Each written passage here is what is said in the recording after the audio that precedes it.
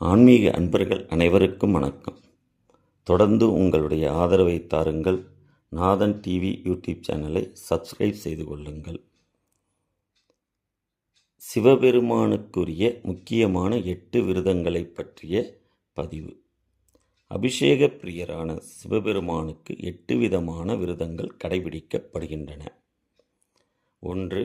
சோமவார விரதம், திங்கள்கிழமை. 2. உமாமகேஸ்வரர் விரதம், கார்த்திகை பௌர்ணமி அன்று. 3.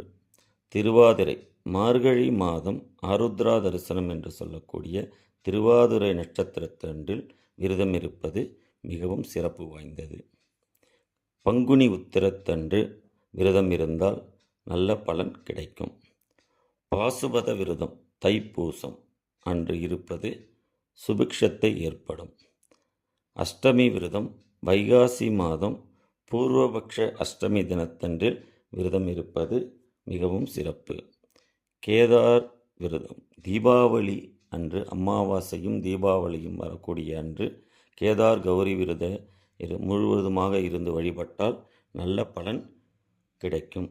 மகா சிவராத்திரி அன்று கோவில்களில் 4 ஜாம பூஜைகள் நடைபெறும். முதல் காலம் பஞ்சகவ்ய அபிஷேகம், பொங்கல் நைவேத்தியம் செய்து வில்வத்தினால் அர்ச்சனை செய்வார்கள்.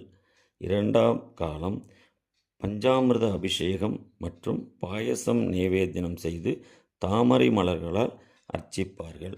3வது ஜாம காலத்தில் தேன் அபிஷேகம் செய்து நெய்யும் மாவும் கலந்து நைவேத்தியம் செய்து நந்தியாவட்டை மலர்களால் அர்ச்சனை செய்வார்கள்.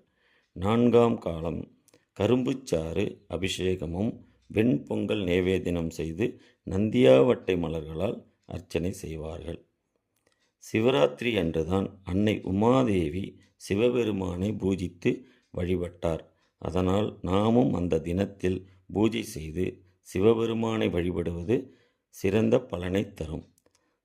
சிவபெருமானுக்கு அபிஷேகம் செய்ய செய்ய நமது துன்பம் அகலும், உடல் நோய்கள் நீங்கும், மனம் தெளியும், சகல நன்மைகளும் உண்டாகும். சிவபெருமானுக்கு அர்ச்சனை செய்ய முடியாதவர்கள் அந்த அபிஷேக காட்சியை தரிசனம் செய்தாலே நல்ல பலன் கிடைக்கும்.